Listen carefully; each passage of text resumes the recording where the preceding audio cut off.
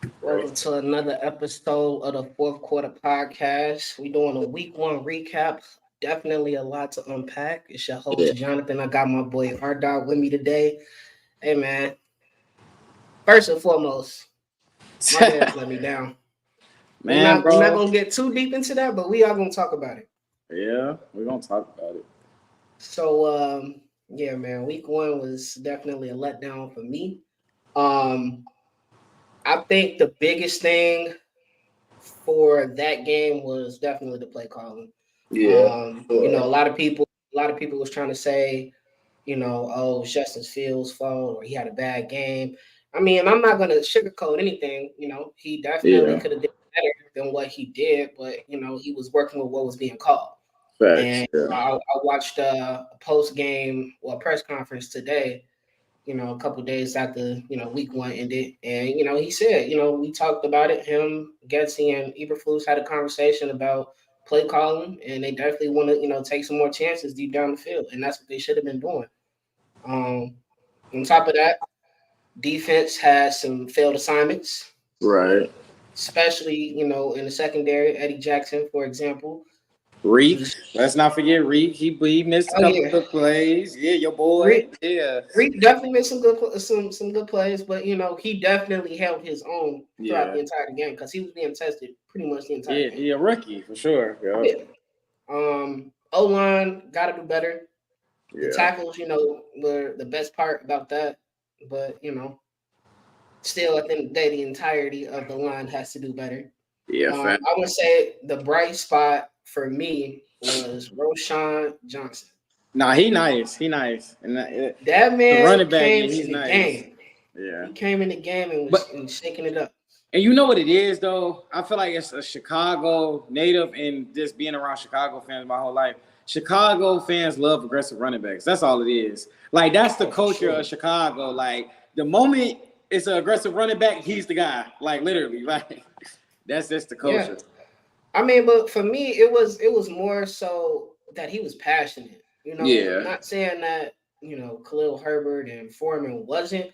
It was more apparent when it yeah. came from Rojo, and I mean, shout out to him for real because he kept my parlay alive about the Bears scoring a rushing touchdown at least one per game. Oh So I yeah, we did. Yeah, we did send out over the summer. Yeah, I needed that.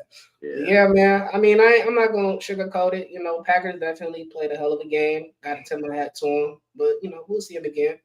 My opinion is for the Bears to go out like that. First of all, Gessie has to go. Gessie, he where was he at before prior to the Bears? Green Bay. Mm, mm. And I just and I just don't see him his play call. He had A Rod though because his Yeah, play calling is just not realistic for the NFL. Like the way their linebackers and defensive ends are fast now. And how he tries to check everything down and show it right. That's not going to work. We in a day and age where you got defensive ends running 4.7s, 4.6s. You know what I'm saying? Linebackers, you don't even want to talk about it. So I feel like, yeah, Gessie is not the guy. After this season, he has to go. He got to go. Even if they do finish off strong, he has to go. I think so. A part of me agrees with you, and a part of me is kind of on the fence, only because I know what he's capable of when it comes to the play calling. Because Because of we A-Rod. saw He had that. A-Rod. He had Not A-Rod. even just that. Not even just that. Like if you paid attention to his play calling last year towards this, second half of the season, he literally was letting Justin Fields like be Justin Fields. Right. So back to what I was saying, the very first episode, we had a top scoring offense in the second half of the season. And that's because of the playbook opening up. Like he has to do that again. He has to start the season off that way. Not like, oh well, we lost 4 games in a row. Now it's Right. time to open up the playbook. Like, no, don't do that. Yeah. And I feel So like from 90 and more, speaking on that, I feel like, yeah, Getsy O-line, but Justin has to play better. He has to play better. And this is just not me even just being a critic of him because he made me a believer. Like you said, second half of last season, he made me a believer. Like he could be the guy. mhm. It's just speaking to the simple fact that he panics too much. It could be before he lets a route develop, he sees one lineman, you're athletic enough to beat him, bro. You can either Drop back left, drop back right. He either runs or he's gonna dump it short. It was multiple plays where they had commit for 10-yard gains, 7-yard gains, dumps. But it's this thing of he's like, even he said he's scared to take shots downfield. I don't know what was going on during training camp, but last year we saw him take more of those shots. Plays, a disaster play, I'm gonna air it out. He would do that last year. The first game, he just was playing scared. Maybe it was some first game jitters. A guy like him, he should have played more in the preseason, and it kind of showed.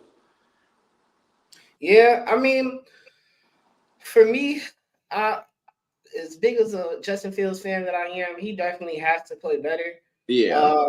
I was reading the tape on, back to the play calling thing. You have to give plays where he rolls out. That's where he's at his strength. Yeah, he's not a pocket passer. Yeah, and I'm realizing that instead of stepping up in the pocket, he just panics. He's gonna run. Then when you do that as a quarterback, that's a lot of coaches will tell a quarterback, when you do that, you're either gonna get a holding call, which we get a lot of holding calls for that because your line is not on notice that you're doing that, or you have that protection is super gone. Because your line is not on point to be not knowing you're running down the field. So even for his line sake, we give them a lot of hate because they do be playing bad. But at the same time, it's hard when we know we have a quarterback who's gonna run out the pocket. He doesn't step up and throw the ball. Yeah. My thing is this: we spent all of this money. Man, we made all these trades. Why did DJ Moore only have 2 targets? Bro, I took him for 40 yards. Took him for 40 yards. He had 25. He's wide receiver 1. He couldn't give me 40? Like 40. Exactly. That's ridiculous.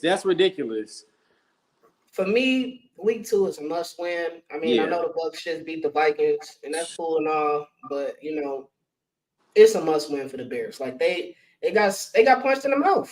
They did all of this talking. Yeah. They said, ready for week 1. You weren't.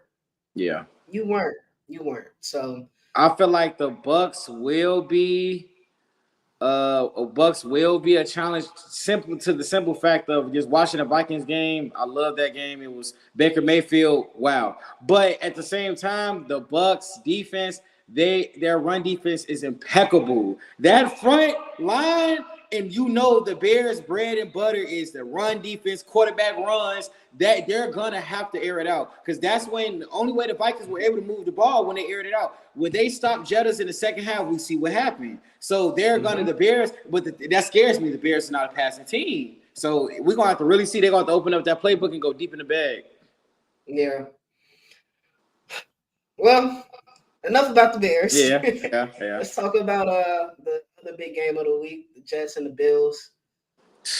Man. 4 plays and that man's season was done. Yeah. Shout out Twan, man. Yeah. I know that man cried himself a river that night, but it's okay. Yeah, it's okay. I mean, you got to think about it, man. Like Aaron Rodgers has been in the league for a minute. Yeah, can't do things that he used to do. He's still and that's my thing. And that's my thing with speaking on even with Justin Fields, because OJ, even though I don't side with OJ, he was on the it is what it is podcast, and a lot of these players, especially veterans, they feel like they do not have to play the preseason. Football is not a type of sport that you can just go out and play. You have to get your body ready, just like you. Of course, football is a mental sport, but you have to get your body ready. And we could blame the turf, we could blame all of that. I get it. I do get the turf is bad, but at the same time, when you having these guys go out there, especially a guy who's almost 40 years old, having to take a preseason snap, you're just going 100%. That's some bound and bad to happen. Whether it's you're going to pull something or anything. It's just not realistic, and I don't like the narrative. Hopefully, they would do what the NBA is doing, where they're requiring at least 2 superstars to play. But this whole thing with sitting guys to preseason, that got to stop, because I come from an era where Peyton Manning was going out there first quarter. Tom Brady was going out there first quarter. These quarterbacks are legends that were going out to play the game during the preseason. Yeah. They weren't just showing up to the opening week and you're that guy. No, bro. Like it's even just to keep the competition going. Mm-hmm. Yeah. I mean, and think about it. Joe Burrow didn't play not one lick of. And that's why we see got that bag. Look, passed for 82 yards. Lamar Jackson 160 yards, 1 interception. Come on now, what are we doing? Deshaun Watson, 134. What are we doing? Because you guys are just so good, you could just sit the whole offseason. No.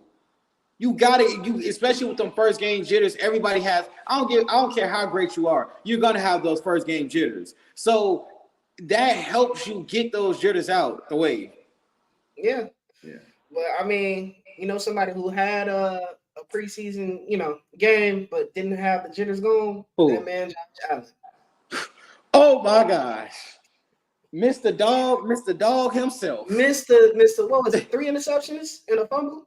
4 turnovers. He literally single-handedly cost them the game. Josh Allen, but let this been Lamar Jackson, Dak Prescott. They would have been arguing to get him out the league. And I'm not going to speak on the narrative that we know it is. We're not going to speak on what we already know it is. Yeah. So, but let it be a brother making all those mistakes. He's not that guy. Let Patrick Mahomes go. Let Patrick Mahomes throw 1 interception. Let Patrick Mahomes throw 1 interception. Oh, this is the guy y'all compare to Tom Brady. Come on.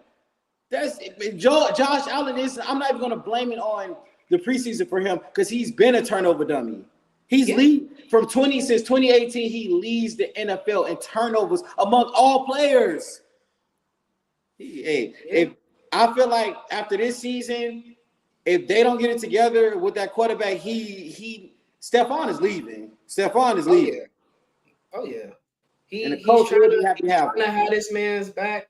He's been trying to have his back since he signed, and he's not making it easy for him. Yeah. So, I mean, I wouldn't be mad at him. I wouldn't be.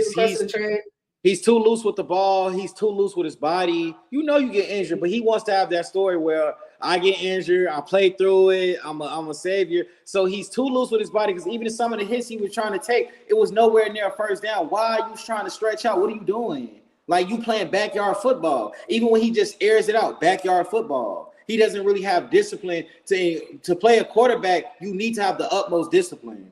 Like literally, he doesn't have discipline. I've never been super high on Josh Allen because every game he might throw 3 to 4 touchdowns, but he might throw 1 or 2 interceptions, guaranteed. He averaged 2 turnovers a game.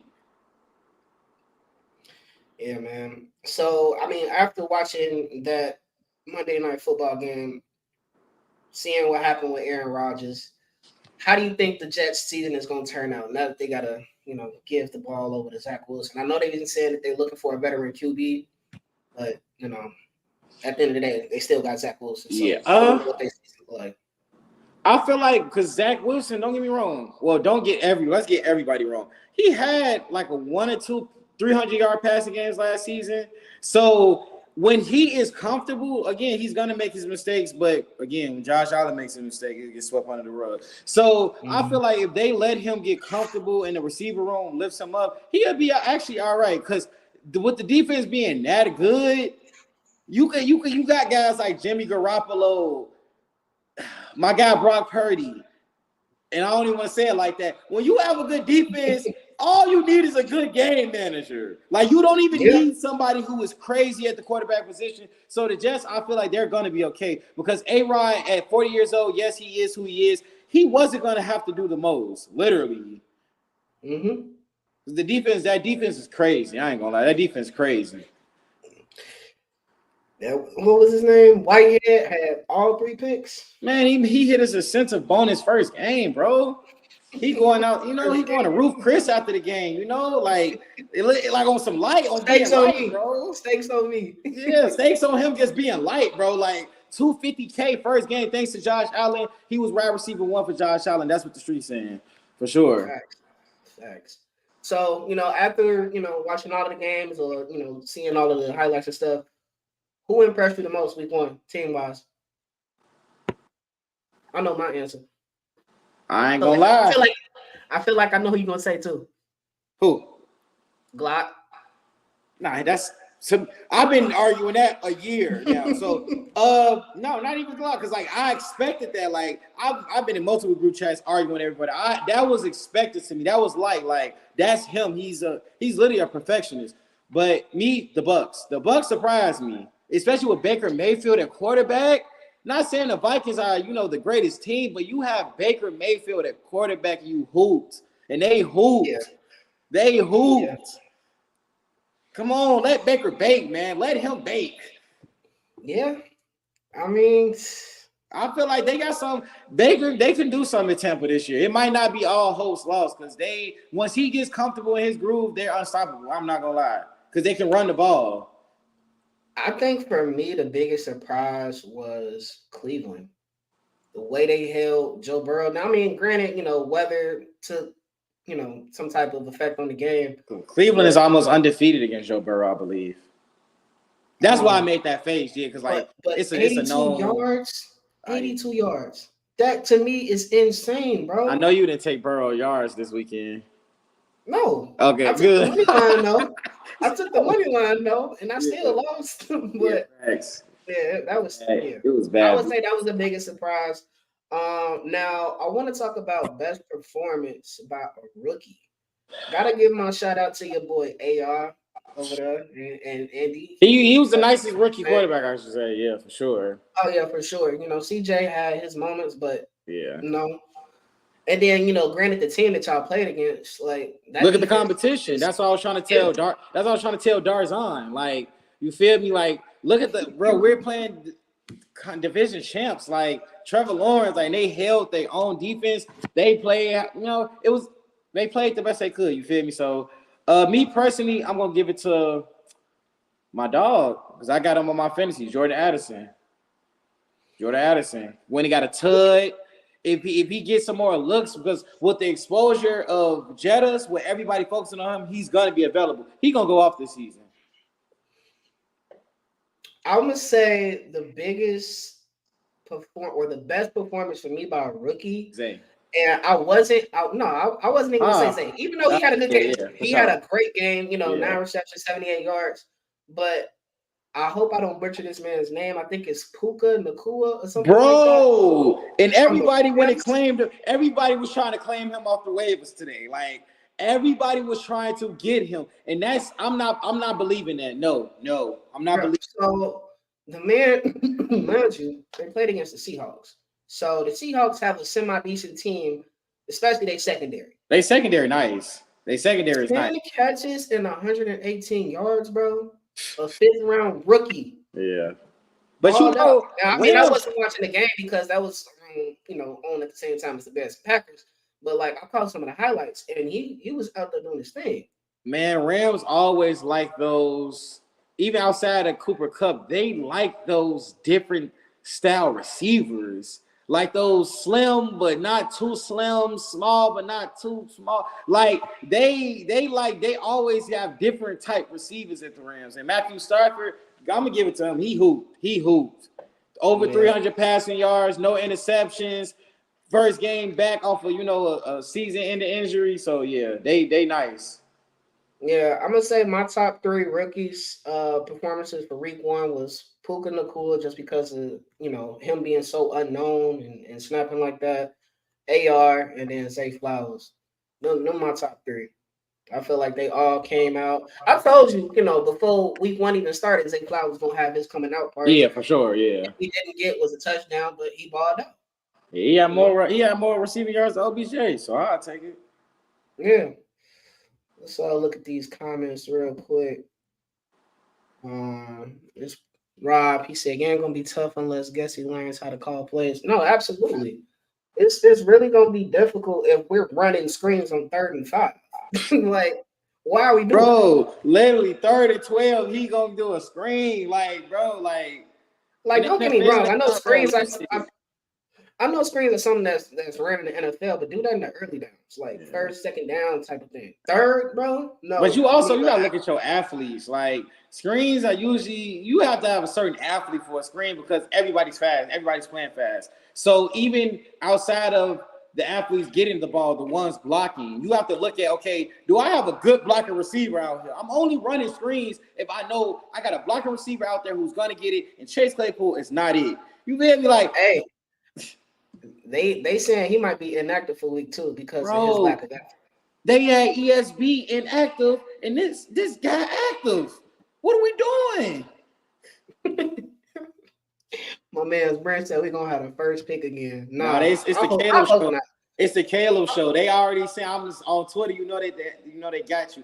That all the Twitter little posts are saying like it wouldn't be bad if we tank for Caleb Williams. Now they just though that hope leaving because he is in year 3, and that'd be my thing with Chicago. Not to get back in this topic, but that'd be my thing with Chicago fans. If this was any other quarterback, he would not. You see Trey Lance, they gave it up. Like he would not just have this long to get it together. If he don't get it together this season, I ain't gonna lie, he out of there. He might be out of there. Yeah, I mean, never seen this quarterback with this much clout for doing nothing. Like he ain't really did nothing. Had this, bro. You see him on all the papers, on all the commercials. You would have thought he won a playoff game or something at least. I mean, I feel like the NFL and everybody just knows that it's about that time for him to have that breakout moment. So it's like they prepping for it, like, oh, we already been here. We already knew it was gonna be like that before it happens, just so they could say, yeah, we started. Man, this season already been on that wagon. This season, if it don't happen, it just ain't happening. He's just not the guy. Yeah, I mean, I'm not gonna wait 4 years to figure out if he's the guy. I'm sorry. Oh, I like that. I like that. I do too. I do too. Tank can go get him and DJ. Oh, him and DJ Moore together. Him, DJ Moore. Mooney. But somebody gonna have to go. Cool. He out of there. He out of there. Go salvage what you can get. Go probably try to grab. You ain't gonna get no first again.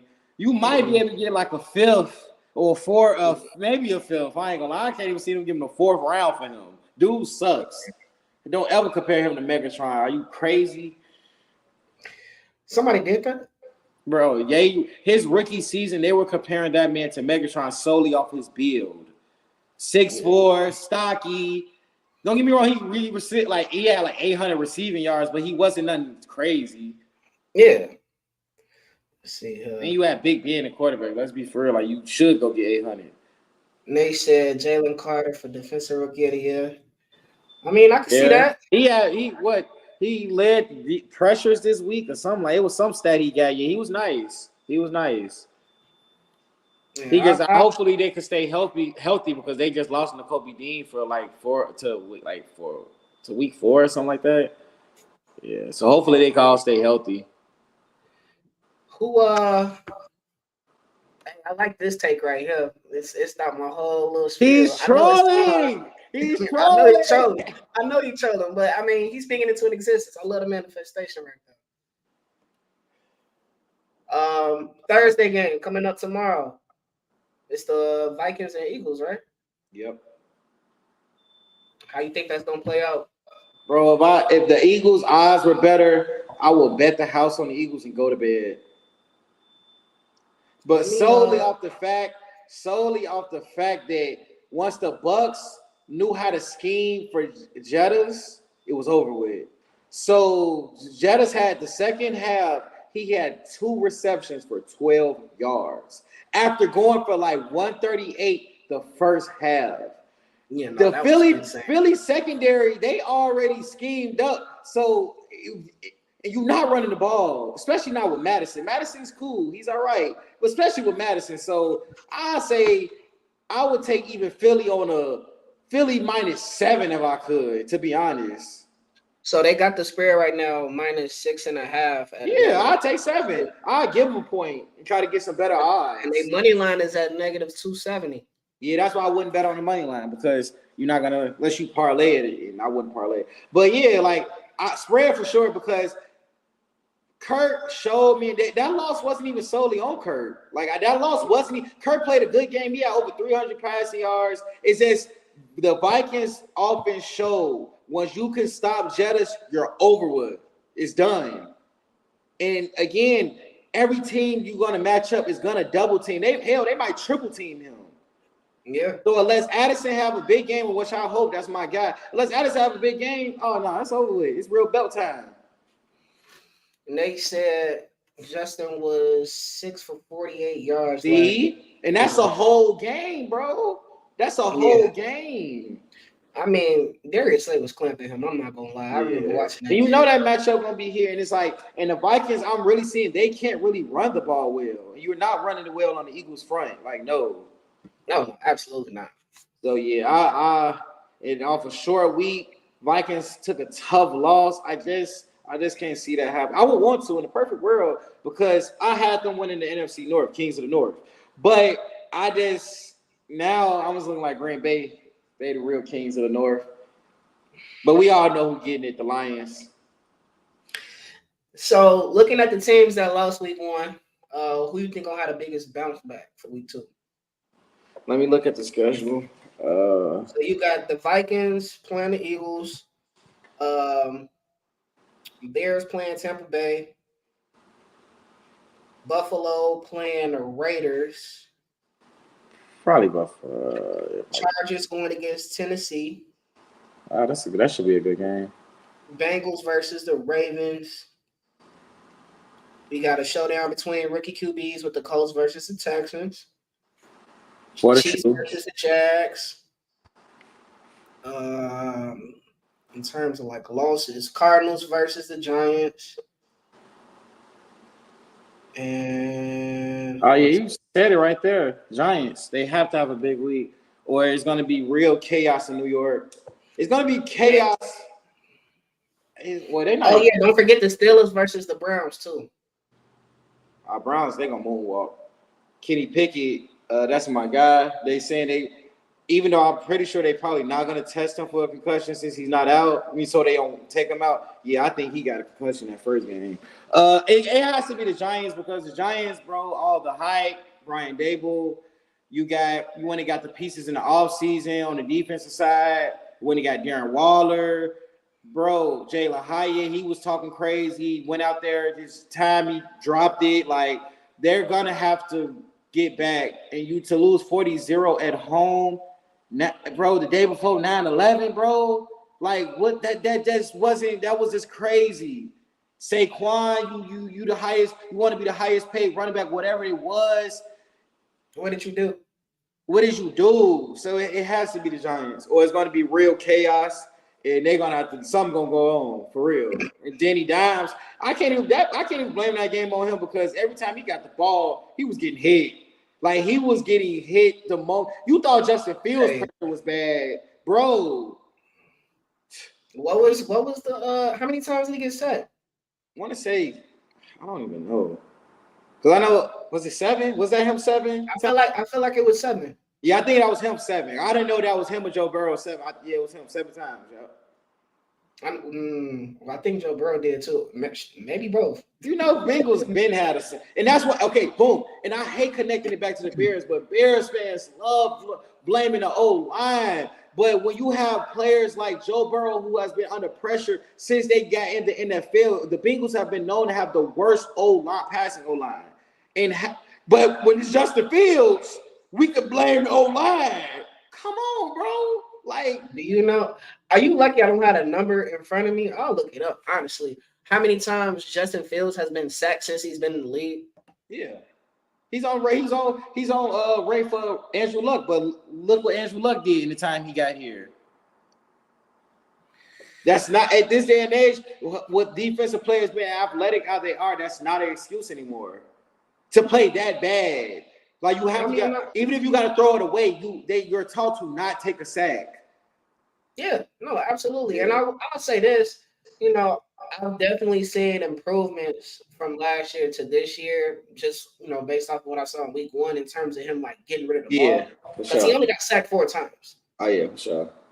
But now, you know, I'll take my little wins here and now, but we need actual wins. So, with that being said, I think the biggest statement for me would be for the Bears to, you know, win week 2. They're gonna have taking the homer bias away. Yeah, I think the biggest statement is gonna have to come from Buffalo just by the way they lost.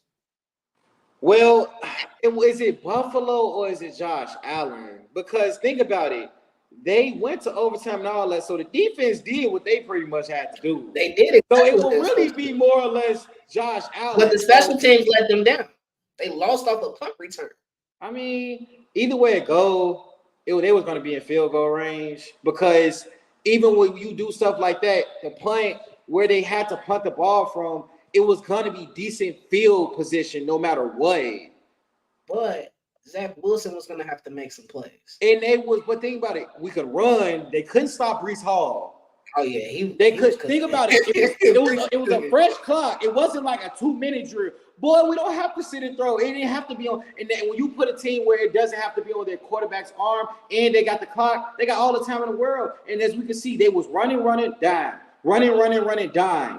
So Zach Wilson, with him being a game manager, bro, they still would have won. They literally still would have won. That's on Josh Allen. I would say Josh Allen has to play a better game. If he goes out throw 2-3 interceptions, I love him, but McDermott, you're gonna have to have a talk. You're gonna really have a talk. Like, what are we doing here? He was just on Madden, bro. Like, why? They say it's the Madden curse, bro. Man, he been cursed in. He's a turnover machine. Don't get me wrong, he gonna turn the ball over and do something. I ain't gonna say wow. He just gonna do something big and burly. Yeah, everybody gonna love him again. Like, he don't even, Mahomes be having them splashes. Hell, Burrow. Josh Allen just plays backyard football, and we like it because it's aggressive. That's why we like it, bro. Like, he does nothing special. So before we wrap up here, what's your early picks for Thursday tomorrow night? Wow, they actually got Vikings. They might bump up. It might bump down to 5.5. They got Vikings. The public is loving the Vikings plus 6.5. I'm not buying that. My favorite pick would be Philadelphia minus 6.5. If you can catch it at -6, go to sleep on it. I like the 6.5 pick as well. How you feeling about that? Under 49.5. Man, bro, we had that conversation Sunday. You said, like, that's the only one I don't like, but slash your Bears, whatever. But yeah. Unders, I hate taking unders, but it's like unders be hidden, bro. Especially like most of the games this first week, besides the Miami and Chargers game, most of the games went under and way under. So I might take like the under just off the simple fact of Philly, once they know they can run the ball on you, and they will be able to run the ball on Minnesota, possibly, they run the clock down. They run the clock. Minnesota, it's going to be a lot of 3-and-outs because they're going to want to force the ball to Jettis because you're not going to be able to run it. So I say under because I don't see too many scoring possessions. In Philly, they love to eat the clock. Like, they're okay with Jalen Hurts finishing with 185 in the dub. Like, if they get 185 passing and Jalen Hurts got 100-yard rushing and the backfield got 100 yards combined, they cool with that. They can go to bed. Like, you never bet. You don't really touch Philly overs because they run the ball a lot. Yeah. And they run it well. I think for me, my picks outside of the -6.5 is going to be a Rashad Penny anytime touchdown and Jalen Hurts over 30 rushing yards. Oh, yeah. Lock that in. Penny. How did Penny look the first week? I didn't really follow the Eagles game too much to the end. That would be a question for Nate because I didn't watch that game for him. So why you like the anytime touchdown then? I just know that he, from what I've seen, like they definitely mix up the running between Rashad Penny and DeAndre Swift. I feel like Penny gets the ball a tad bit more. Okay. So that's the only reason why I said Penny. And then again, I mean, if you really think about it, I would say AJ Brown because I would probably thought of Brown probably because like Brown or Smith because they're gonna feast on that secondary, bro. Because look, it was like they released it today. Baker Mayfield, and this is Baker Mayfield. They literally said by this halftime, he was like, "Hey, I know what signals they do. I can tell if it's a cover 2 or a cover 3. If they do this, it's a cover 2. So I'm gonna check into this." Bro, you think Jalen Hurts not gonna read through that? Yeah, so I'm like, that secondary is trash, bro. I ain't gonna lie. That secondary, I can see we inside or the Eagles inside the 30. Jalen sees something he like, bomb to Brown. I can see that happening. You like 2 passing touchdowns from Jalen? No. Eagles, I don't know, bro. They can get in the moves where they will kill you how much they will run the ball. Like Eagles, they would just keep running. That's valid. Because I know it's probably plus money on that. Deion and Colorado Oh man, thoughts. he 2 and said, 0. yeah, They went 2 and 0. Obviously, Nebraska watched that film, but it wasn't enough. yeah, I think because they they play. I think they play who Colorado State this Saturday, so that should be an easy win.